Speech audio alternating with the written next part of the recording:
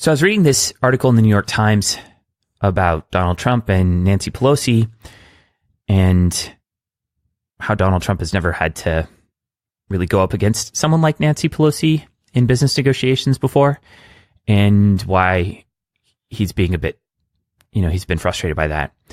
And someone quoted in the article quotes The Art of War. So there's this ancient Chinese book by a man named Sun Tzu. And I'm not a fan of war, but I am a fan of strategy. And so this is a book about war strategy, and a lot of people have used it to draw analogies to business strategy and any kind of like zero-sum adversarial strategy in general.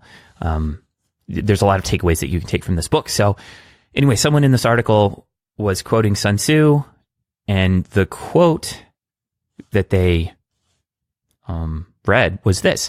Here's the quote. Victorious warriors win first and then go to war, while defeated warriors go to war first and then seek to win.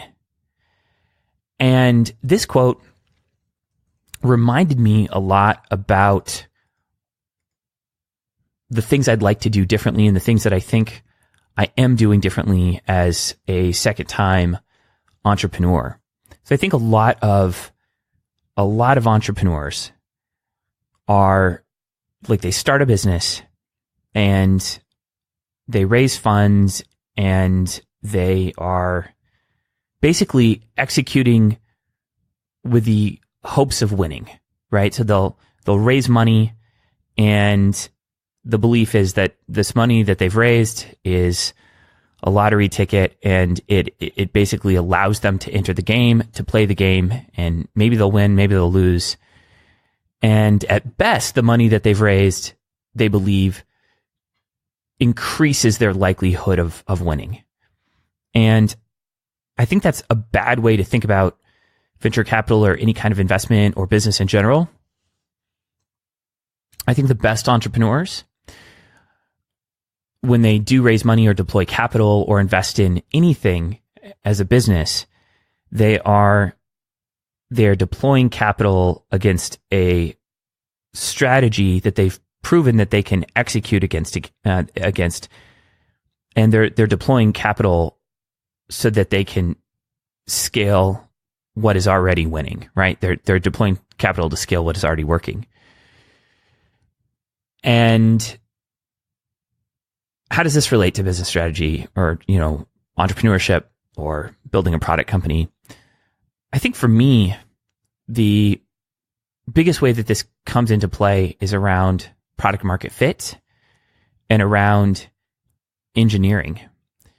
So a lot of companies spend a lot of money compensating for lack of product market fit, or compensating for not having a sticky product, not having a product that sells itself, not having a product that goes viral, etc. And so they'll do a lot of things like, buy ads on AdWords or, hire a bunch of salespeople, or, go to a bunch of conferences and buy booths. And they're doing all these things because they believe that they can deploy capital to increase the odds of them winning. But it's kind of a crapshoot. They're kind of playing the lottery. And I think the companies that do things correctly deploy capital in a way that sort of lags behind the state of their product and their product market fit and their engineering. So a version of winning first and going to war is ensuring that you have absolutely the best product before you go to war. Ensuring that you absolutely have a large engaged audience of people who are passionate about what you're doing, before you go to war. And not scaling up your efforts, not hiring a bunch of people, not hiring a bunch of salespeople or buying lots of ads or doing any of that nonsense until you first have a product that people are raving about, that people are passionate about, and that people love. So I guess for me, the sort of the version of winning first and then going to war is just absolutely crushing it on product. And not just crushing it on product, but crushing it on product velocity and product improvement velocity to go to war. It's one thing to go to war with a better product because you've been working on it longer.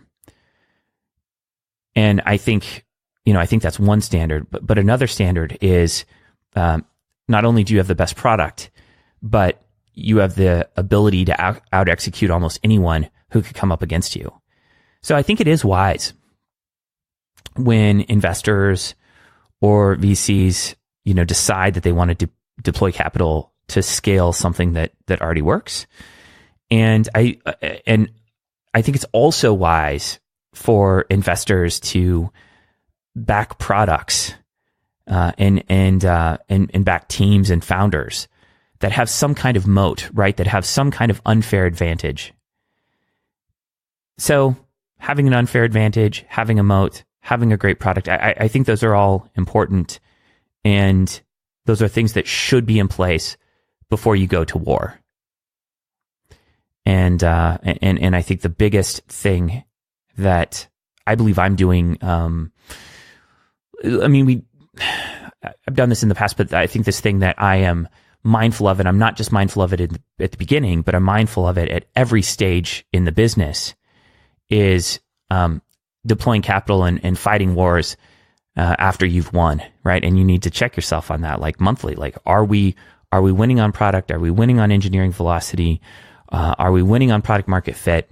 And are we winning on the ability to out execute? So if someone copies everything we do this month, is that a non-issue because, we're just moving so much faster than everyone else? And if those things are true, then you go to war, but you don't go to war prior to that. All right. Take care. Bye.